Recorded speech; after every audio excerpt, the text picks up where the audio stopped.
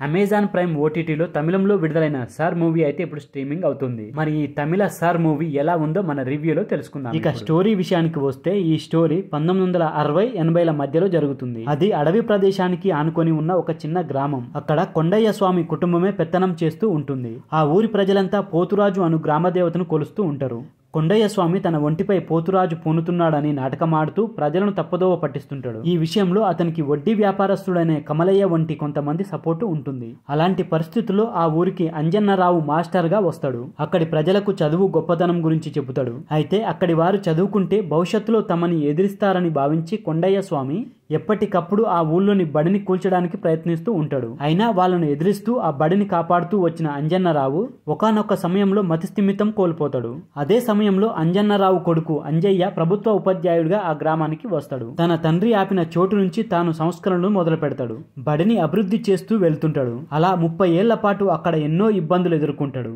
తన కొడుకు శివను బాగా చదివించి అదే గ్రామానికి ఉపాధ్యాయుడిగా తీసుకుని వస్తాడు. శివ వచ్చిన కొన్ని రోజులకే అంజయ్య కూడా మతిస్థిమితిని కోల్పోతాడు. శివ అదే స్కూల్లో టీచర్గా పనిచేస్తూ వెంకటలక్ష్మిని ప్రేమిస్తాడు. అలాగే పెళ్లి కూడా చేసుకోవాలని అనుకుంటాడు.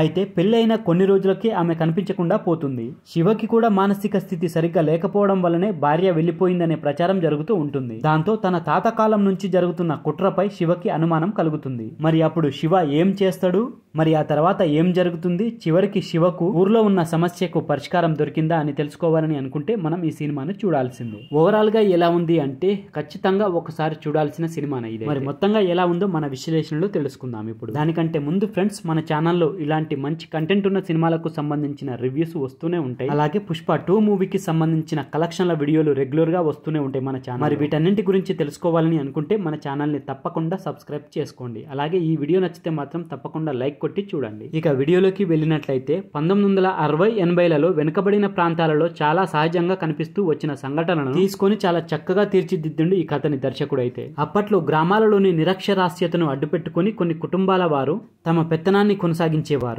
అక్కడ ప్రజలను చదువు ద్వారా చైతన్యవంతులు చేయడానికి ఎవరైనా ప్రయత్నిస్తే మూఢనమ్మకాల పేరుతో ఆ ప్రజలను రెచ్చగొట్టి ఉపాధ్యాయులను తరిమేసేవారు. మరి అలాంటి అంశంపైనే ఈ సినిమా అయితే నడుస్తుంది. ఒక చిన్న గ్రామం, అక్కడ ఏర్పాటు చేసిన ఒక చిన్న స్కూలు, పిల్లలను విద్యావంతులుగా తీర్చిదిద్దాలనే ఒక అంకిత భావంతో పనిచేసే ఉపాధ్యాయ కుటుంబం, ఆ కుటుంబాన్ని తరిమివేయడానికి ప్రయత్నించే ఒక పెత్తందారి కుటుంబం. మరి వీటి చుట్టూనే ఈ కథ మొత్తం తిరుగుతుంది. సహజత్వమే ఈ కథకు ప్రాణం పోసింది. వాస్తవానికి దగ్గరగా ఆవిష్కరించిన సన్నివేశాలే ప్రధానమైన బలమని చెప్పు. తరతరాలుగా ఒక గ్రామాన్ని చదువుకు దూరంగా ఉంచడానికి ఒక వర్గం చేసే పోరాటాన్ని ఒక ఉపాధ్యాయ కుటుంబం ఎలా ఎదుర్కొంది అనే అంశాన్ని దర్శకుడు ఆవిష్కరించిన తీరైతే ఆకట్టుకుంటుంది. బరువైన బలమైన ఎమోషన్స్, సున్నితమైన ప్రేమ కథ ప్రేక్షకులు కనెక్ట్ అవుతాయి. చాలా తక్కువ బడ్జెట్ లో ఆనాటి ఒక బలమైన సమస్యను దర్శకుడు ప్రేక్షకుల ముందుకు తీసుకొచ్చిన తీరైతే ప్రశంసనీయంగా అనిపిస్తుంది.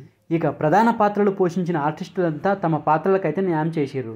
తెరపై ఆర్టిస్టులు కాకుండా పాత్రలు మాత్రమే కనిపించేలా సహజత్వాన్ని తీసుకొని వచ్చిర్రు. ఇక టెక్నికల్ డిపార్ట్మెంట్ కూడా అంతా బాగుంది. ఇక చివరిగా చెప్పేది ఏమిటంటే ఆనాటి గ్రామీణ వ్యవస్థ ఎలా ఉండేది, అప్పటి వారిలో మూఢనమ్మకాలు ఎంత బలంగా ఉండేవి అనేది తెలుసుకోవాలని అనుకున్న వారికి ఈ సినిమా అయితే ఖచ్చితంగా నచ్చుతుంది. సో ఫ్రెండ్స్, ఇది తమిళ సార్ మూవీకి సంబంధించిన రివ్యూ వీడియో. ఈ వీడియో కనుక మీకు నచ్చితే మన ఛానల్ని తప్పకుండా సబ్స్క్రైబ్ చేసుకోండి. అలాగే వీడియో నచ్చితే లైక్ కొట్టండి. Thank you friends. మళ్ళీ ఒక మంచి వీడియోతో మీ ముందుకు వస్తా. అంతవరకు బాయ్.